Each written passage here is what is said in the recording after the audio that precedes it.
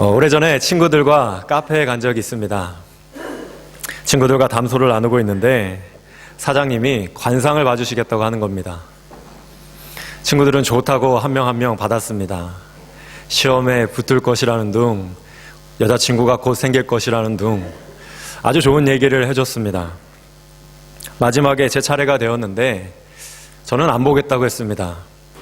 그래서 사장님이 저를 보더니 갑자기 아내복도 없고 자식복도 없고 오래 살기도 힘들 것 같다고 온갖 안 좋은 이야기를 했습니다.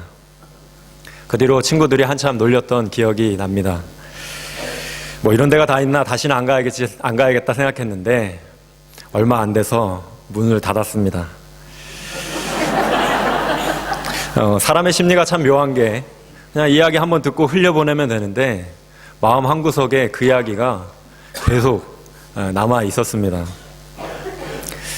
제 아내를 보면 그 관상이 완전히 틀렸다는 것을 알 것입니다.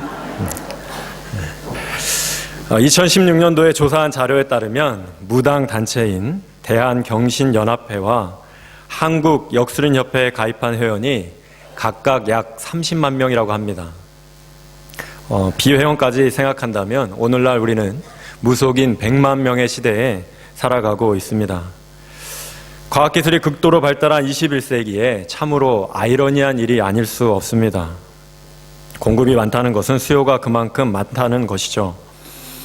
이곳에도 점과 사주를 보신 분들이 있을 것 같은데 하나님께서 굉장히 미워하시는 일이라는 것을 꼭 기억하시기를 바랍니다. 흔히 사람들은 지금 겪고 있는 심각한 문제나 미래에 대한 막연한 불안감 때문에 무언가에 기대고 싶어 합니다. 그래서 종교를 찾거나 무속인을 찾아가서 물어보고 문제를 해결받으려고 합니다. 우리나라가 과거에 의학기술이 발달하지 않았을 때에는 큰 병에 걸리면 무당을 불러서 굿을 받는 경우가 종종 있었습니다. 지금도 그런 분들이 있죠. 아프리카의 부족들을 보면 병에 걸린 사람들이 주술사를 찾아갑니다. 주술사는 민간요법과 결합된 주술적인 치유를 벌이죠. 그들은 가끔 낫는 사람들을 보면서 맹신하고 혹시라도 주술사에게 저주라도 받지 않을까 두려워합니다. 본문에 등장하는 38년 된 병자를 보면 마치 무당이나 주술사를 의지하는 것처럼 막연하고 미신적인 것에 희망을 걸고 있습니다. 우리 2절 말씀을 함께 읽도록 하겠습니다. 예루살렘에 있는 양문 곁에 히브리 말로 베데스다라 하는 못이 있는데 거기 행각 5이 있고. 느헤미야 3장을 보면 예루살렘의 여러 성문들의 이름이 나옵니다. 양문, 어문, 옛문, 골짜기문, 분문, 샘문, 여러 문들이 있습니다. 느헤미야가 성벽을 재건할 때 양문부터 건축하기 시작해서 한 바퀴를 돌아서 양문으로 마쳤다 이야기합니다. 그림에서 볼 수 있듯이 그림을 보여주시면 좋겠는데요. 예루살렘의 북동쪽에 위치한 이 양문 바로 곁에 베데스다라는 못이 있었습니다. 베데스다 못은 느헤미야 때보다 훨씬 뒤인 BC 200년경에 마카비 시대에 축조한 것으로 알려져 있습니다. 이 못은 길이가 100에서 110m 되고 폭이 62에서 80m 정도 되고요. 깊이가 7에서 8m였습니다. 또 중간에 분리벽이 있었는데 6m 정도 되는 분리벽이 가로막고 있었습니다. 그래서 남쪽 못은 정결례를 위한 제2적인 목욕탕인 미크베로 사용했고 북쪽 못은 성전에 물을 공급하고 희생 제물이 될 양을 씻는 용도로 사용했습니다. 가지고 온 양을 깨끗이 씻어서 흠이 없는지 그곳에서 확인하고 양문을 통해서 성전으로 가지고 갔던 것이죠. 그래서 당시에는 양의 못으로 불렸습니다. 그런데 예수님 당시에는 희생양을 씻는 용도로 거의 사용되지 않았던 것으로 보입니다. 요한복음 2장을 보면 예수님께서 성전에서 장사하는 사람들을 향해 화를 내시는 모습을 볼 수 있습니다. 요한복음 2장 13절 말씀입니다. 유대인의 유월절이 가까운지라 예수께서 예루살렘으로 올라가셨더니 성전 안에서 소와 양과 비둘기 파는 사람들과 돈 바꾸는 사람들이 앉아 있는 것을 보시고 노끈으로 채찍을 만드사 양이나 소를 다 성전에서 내쫓으시고 돈 바꾸는 사람들의 돈을 쏟으시며 상을 엎으시고 비둘기 파는 사람들에게 이르시되 이것을 여기서 가져가라. 내 아버지 집을 장사하는 집으로 만들지 말라 하시니 말합니다. 예수님 당시에 제사장과 성전 관리인이 부패하여 가지고 온 짐승을 온갖 트집을 잡아서 제사에 부적격하다는 판정을 내렸습니다. 사람들은 성전에 와서 장사꾼들에게 희생 제물을 살 수밖에 없었습니다. 따라서 희생 제물을 씻을 일은 없었습니다. 에돔 출신이었던 헤롯은 성전을 개축하면서 유대인의 환심을 사기 위해 이 양의 못의 행각 5개를 공공 목욕탕처럼 멋지게 만들었습니다. 원래 양의 못으로 불리던 곳이 행각이 들어선 이후에 베데스다 못으로 불리게 된 것으로 추정합니다. 베데스다는 히브리어로 베이트와 헤세드가 결합된 단어인데 베이트는 집이고 헤세드는 자비, 은혜, 긍휼이라는 뜻입니다. 베데스다는 자비의 집, 은혜의 집이라는 의미인 것이죠. 헤롯은 이곳을 그리스 로마 시대 도시들에 널리 퍼져 있던 의료 신전인 아스클레피오처럼 만들려고 한 것으로 보입니다. 그리스에서 환자들은 아스클레피온을 찾으면 우선 진정제를 먼저 마시게 하고 독방으로 인도해서 잠을 자게 합니다. 그러면 의술의 신인 아스클레피오스가 꿈속에 나타나서 환자에게 치료법을 알려준다고 합니다.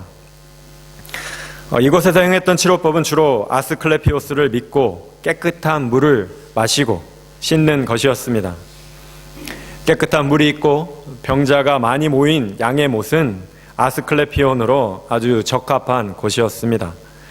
실제로 서기 2세기 폼페이아 루킬리아라 불리는 한 로마 여인이 이곳에서 치료를 받고 그 대가로 기부금을 냈다는 사실이 비문을 통해서 밝혀졌습니다. 베데스다 못의 풍경이 그려지십니까? 우리 3절과 4절 말씀을 한 번 더 함께 읽도록 하겠습니다. 그 안에 많은 병자, 맹인, 다리 저는 사람, 혈기 많은 사람들이 누워 물의 움직임을 기다리니 이는 천사가 가끔 못에 내려와 물을 움직이게 하는데 움직인 후에 먼저 들어가는 자는 어떤 병에 걸렸든지 낫게 되밀어라. 괄호 안에 있는 내용을 보면 당시의 상황을 더 자세하게 이해할 수가 있습니다. 당시에 천사가 가끔 내려와 물을 움직이게 하는데 먼저 내려가면 어떤 병에 걸렸든지 낫게 된다는 소문이 있었습니다. 그저 소문만은 아니고 분명 누군가 기적을 경험한 사람이 있었을 것입니다. 그 안에는 병자, 맹인, 다리 저는 사람, 혈기 많은 사람 등 수많은 사람들이 있었다고 말합니다. 불치의 병에 걸린 사람들은 나을 수만 있다고 한다면 무엇이든 하게 되죠. 유명한 의사라는 의사는 다 찾아다니고 민간요법도 다 해보고 앞서 말한 것처럼 용하다는 무당도 찾아갑니다. 38년 된 병자도 긴 병을 가지고 있는 동안 할 수 있는 것은 다 해보고 마지막에 다다른 곳이 바로 베데스다 못이었습니다. 이제 더 이상 아무런 방법이 없기에 물이 움직이고 처음 들어가면 나을 수 있다는 막연한 희망을 가지고 오랫동안 기다렸습니다. 이 사람을 예수님께서 찾아오셨습니다. 1절에 보면 유대인의 명절이 되어 예수님께서 예루살렘에 올라가셨다고 말씀하죠. 출애굽기 23장에 이스라엘 모든 남자는 매년 3번 절기에 여호와께 얼굴을 비추라고 말합니다. 바로 유대인의 3대 절기인데 유월절, 맥추절, 초막절입니다. 어떤 절기인지는 알 수 없지만 예수님은 명절에 예루살렘에 올라가셨습니다. 그런데 성전으로 곧바로 가지 않으시고 양문곁 베데스다로 발걸음을 향하셨습니다. 예수님께서는 베데스다에 모여있는 수많은 사람들 중에서 38년 된 병자를 찾아오셨습니다. 6절 말씀을 함께 읽겠습니다. 예수께서 그 누운 것을 보시고 병이 벌써 오래된 줄 아시고 이르시되 내가 낫고자 하느냐. 예수님께서는 그를 보자마자 병이 오래된 줄을 아셨습니다. 예수님께서는 그에게 내가 낫고자 하느냐 물었습니다. 너무나 당연한 것 같은 질문을 하셨죠. 감기만 걸려도 빨리 낫고 싶은데 38년 동안이나 중병을 앓고 있으면 얼마나 낫고 싶었겠습니까? 그것을 질문이라 하느냐 화도 낼 법한데 자신에게 관심을 가져주자 본물 터지듯이 말을 합니다. 혹시라도 이 사람이 나를 못에 넣어줄 수 있지 않을까 하는 마음에 주여라고 부르면서 자신의 사정을 이야기합니다. 7절에 병자가 대답하되 주여, 물이 움직일 때 나를 못에 넣어주는 사람이 없어 내가 가는 동안에 다른 사람이 먼저 내려가나이다. 베데스다 못에는 물이 움직이면 들어가는 사람으로 가득했는데 어쩌면 그곳에 관리하며 더 좋은 자리를 돈 받고 파는 사람이 있었는지도 모르겠습니다. 사람들은 조금이라도 목 가까이에 있으려고 애를 썼죠. 일단 못에 물이 움직이기 시작하면 그곳은 삽시간에 아수라장이 되고 맙니다. 서로 먼저 들어가려고 하는 아비규환의 모습을 상상할 수 있습니다. 예전에 TV에서 블랙 프라이데이에 미국의 전자제품을 파는 한 쇼핑점의 모습을 본 적이 있습니다. 사람들이 아침 일찍부터 문 앞에 장사진을 치고 있다가 문이 열리는 순간 누가 먼저랄 것도 없이 쏜살같이 달려가는 모습을 볼 수 있었습니다. 저렇게까지 해서 싸게 사야 되나 싶었습니다. 저도 물론 싼 거를 좋아하고 폐업 세일이 적혀 있는 것을 보면 그냥 지나치지 못하는데 한 목사님의 이야기를 들으며 부끄러워진 적이 있습니다. 그 목사님은 대형마트를 가지 않고 일부러 동네 구멍가게를 간다고 합니다. 맛집을 찾아다니는 요즘 시대에 사람이 없어서 장사가 잘 안 되는 곳만 일부러 찾아다닙니다. 빙점을 쓴 미우라 아야코는 동네에 작은 잡화점을 운영했는데 자신의 가게는 너무 잘 되고 가까이에 있는 다른 가게에 손님이 없자 자신의 가게의 일부 품목을 줄였다고 합니다. 그 물건을 찾는 사람들이 오면 다른 가게로 인도했습니다. 우리는 어려운 사람들을 도우며 살아야 한다는 것을 잘 알지만 행하기는 참 어려운데 이분들은 참 따뜻한 마음을 가진 사람들입니다. 철저한 자기 부인과 믿음 없이는 어려운 일입니다. 돈이 우상이던 시대에 장사가 잘 되면 더 확장을 해서 상대편 가게를 아예 망하게 하는 것이 대부분의 사람들의 모습입니다. 요즘 정세를 보면 한국은 미국, 중국, 일본 사이에서 참 어려운 시기를 맞이하고 있습니다. 어느 하나 한국을 진정으로 위해주는 국가는 없고 서로의 눈치를 보며 다들 자국의 이익을 최우선적으로 생각하고 있습니다. 이 가운데 우리가 의지해야 할 분은 어느 국가가 아닌 오직 하나님이신 줄을 믿습니다.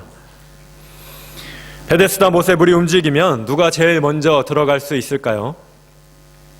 가까운 자리에 있고 그 중에 상태가 제일 나은 사람이 먼저 들어갈 수 있을 것입니다. 38년 된 병자는 일어나 걸을 수가 없었기에 긴 세월 동안 단 한 번도 먼저 물에 들어가지 못했습니다.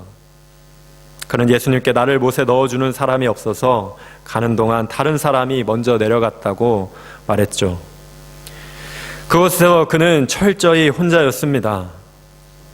사실 넣어줄 사람이 있다고 해도 일단 물이 움직이면 다들 들어가려고 했기 때문에 재빨리 혼자 가는 사람과 업혀가는 사람과 비교할 수 없습니다. 동병상련이라고 평소에는 서로의 병을 위로하며 대화도 나누고 했을지라도 일단 물이 움직이기만 하면 그곳은 다 경쟁 상대로 돌변합니다. 병도 힘든데 그들은 늘 신경이 곤두서 있고 긴장 상태로 있었습니다. 38년 된 병자는 어떻게 했든지 1등으로 들어갈 가능성은 없었습니다. 예전에 개그 콘서트에서 박성광 씨가 유행시킨 말이 있습니다. 1등만 기억하는 더러운 세상. 이것만큼 비참하고 치열한 경쟁사에는 없습니다. 그들이 물이 움직이면 오직 맨 처음 들어간 단 한 명만 치유된다고 믿었기 때문입니다. 그 믿음을 과연 누가 심어준 걸까요? 자비의 집이 되어야 할 베데스다는 누구도 신뢰할 수 없는 철저히 경쟁 관계에 있는 무자비한 곳이 되었습니다. 38년 된 병자는 신락 같은 희망을 바라며 불가능한 일에 목매달고 있었죠.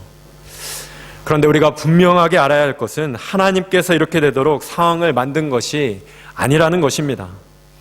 그것은 하나님의 성품에 맞지 않습니다. 4절에 천사가 가끔 못에 내려와 물을 움직이게 한다고 적혀 있는 것은 소문을 적어 놓은 것일 뿐 실제 하나님이 보내신 천사가 한 일은 아닙니다. 하나님은 그렇게 끔찍한 상황이 되도록 연출하시는 분이 아닙니다. 38년 된 병자를 찾아오신 예수님의 모습을 보면 잘 알 수 있습니다. 8절 말씀입니다. 예수께서 이르시되 일어나 내 자리를 들고 걸어가라 하시니 38년 된 병자가 바라는 것은 오직 물이 움직이고 처음 들어가서 낫는 것 뿐이었습니다. 그런 그를 예수님은 말씀 한마디로 치유해 주셨습니다. 일어나 내 자리를 들고 걸어가라. 예수님은 맨 먼저 물에 들어가야 한다는 것과 같은 요구를 하지 않으셨습니다. 병자에게 어떠한 자격이나 조건을 요구하지 않았습니다. 치유되면 나에게 무언가 대가를 달라고 하지도 않으셨습니다. 우리는 물이 움직이면 맨 먼저 들어가야 하는 것처럼 무언가를 해야 치유받을 수 있고 무언가를 해야 구원받을 수 있다고 생각합니다. 그러나 그렇지 않습니다. 요한복음 14장 6절 예수께서 이르시되 내가 곧 길이요 진리요 생명이니 나로 말미암지 않고는 아버지께로 올 자가 없느니라 말씀하시고 요한복음 1장 12절에 영접하는 자 곧 그 이름을 믿는 자들에게는 하나님의 자녀가 되는 권세를 주셨으니 이는 혈통으로나 육정으로나 사람의 뜻으로 나지 아니하고 오직 하나님께로부터 난 자들이니라 말씀합니다. 이 말씀이 의미하는 바는 하나님의 주권 가운데 철저히 부패한 우리에게 길이요 진리요 생명이신 예수님께서 찾아오시는데 우리는 맞아들이기만 하면 된다는 것입니다. 본문에서 보듯이 38년 된 병자는 예수님을 찾지 않았습니다. 구원해달라고 부르짖지도 않았습니다. 그런데 예수님께서는 찾아오셨습니다. 38년 된 병자가 다른 사람보다 특별히 선행을 많이 하고 착하기 때문에 찾아오신 것일까요? 아닙니다.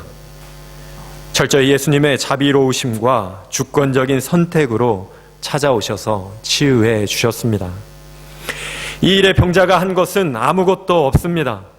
예수님이 찾아오셔서 일어나 내 자리를 들고 걸어가라는 말씀 한마디로 그를 치유해 주셨습니다. 하나님께서는 말씀으로 세상을 창조하셨는데 이제 예수님께서는 말씀 한마디로 38년이나 된 병자를 고쳐주셨습니다. 놀라운 구원의 은혜를 받아들이기만 하면 되는 것입니다. 9절에 하나님의 말씀을 듣고 그 사람이 곧 나아서 자리를 들고 걸어갔다 말씀합니다. 할렐루야! 이 은혜가 우리 가운데 임하기를 축복합니다. 예수님의 말씀에 능력이 있습니다. 예수님께서는 베데스다 못에서 아무도 고치지 못한 38년 된 병자를 낫게 하는 표적을 보여주심으로 물이 움직이고 맨 처음 들어가면 낫는다는 헛된 미신을 깨뜨리셨습니다. 또 수많은 사람들이 숭배했던 그리스 의술의 신인 아스클레피오스는 참 신이 아닌 우상임을 보여주셨습니다. 헛된 미신과 신화를 철저히 깨뜨리셨습니다. 우리 안에 있는 헛된 미신과 신화도 완전히 사라지기를 축복합니다. 38년 된 병자가 나와서 자리를 들고 가는 것을 보자 유대인들은 안식일에 자리를 들고 가는 것이 옳지 않다 이야기합니다. 오랜 병을 앓고 있는 사람이 기적적으로 나오면 어떻게 해야 합니까? 함께 기뻐하며 감사하며 하나님께 영광을 돌려야죠. 예수님은 이 사람을 사랑하는 마음으로 안식일에 병을 고쳐주셨는데 이들은 안식일에 자리를 들고 간다고 해서 정죄하고 있습니다. 그들이 가진 구전율법인 미시나에 안식일에서는 안 되는 39가지 일을 규정하고 있는데 바로 이 법을 어겼다는 것입니다. 하나님께서 규정하신 안식일의 참된 의미는 사라지고 율법 규정만이 남았습니다. 심지어 예수님의 이 일을 하신 것을 알고 예수님까지 박해하기 시작했습니다. 예수님이 행하신 선한 일로 말미암아 그들이 가진 율법으로, 그들이 가진 편견으로 예수님을 박해했습니다. 이에 예수님은 그들에게 아주 중요한 말씀을 하십니다. 17절에 예수께서 그들에게 이르시되 내 아버지께서 이제까지 일하시니 나도 일한다 하시매. 우리 한 번 더 같이 읽도록 하겠습니다. 예수께서 그들에게 이르시되 내 아버지께서 이제까지 일하시니 나도 일한다 하시매. 하나님께서는 안식일에도 쉬지 않으시고 우리의 구원을 위하여 일하고 계십니다. 하나님의 관심은 모든 사람이 구원에 이르는 것입니다. 디모데전서 2장 4절 하나님은 모든 사람이 구원을 받으며 진리를 아는 데 이르기를 원하시느니라. 아멘. 우리가 생각하기에 하나님은 아무것도 안 하시는 것처럼 느낄 수 있지만 지금 이 순간에도 한 영혼을 구원하시기 위해서 부지런히 일하고 계십니다. 하나님의 구원 사역의 결과가 바로 저와 여러분인 줄을 믿습니다. 38년 된 병자 같은 우리들을 찾아오셔서 하나님께서 놀라운 은혜를 베풀어 주셨습니다. 여러분, 교회는 어떤 곳이 되어야 합니까? 저 치열한 베데스다 보처럼 무자비한 경쟁 사회가 되어서는 안 됩니다. 자신들이 만든 율법과 교회 문화에 맞지 않는다고 정죄하는 곳이 되어서도 안 됩니다. 하나님께서 우리에게 그러하신 것처럼 영혼 구원을 위해서 무조건적인 사랑으로 품어주는 곳이 되어야 합니다. 하나님의 은혜를 경험할 수 있는 진정한 자비의 집이 바로 교회가 되어야 합니다. 우리 시드니 제일교회 안에 시기, 질투, 비난과 정죄는 찾아볼 수 없고 오직 하나님의 사랑으로 격려와 위로와 칭찬이 가득한 곳이 되기를 바랍니다. 고통 가운데 있는 사람에게 찾아가서 따뜻한 말을 걸어주고 그들을 위해 함께 울어줄 수 있는 곳이 되기를 간절히 기도합니다.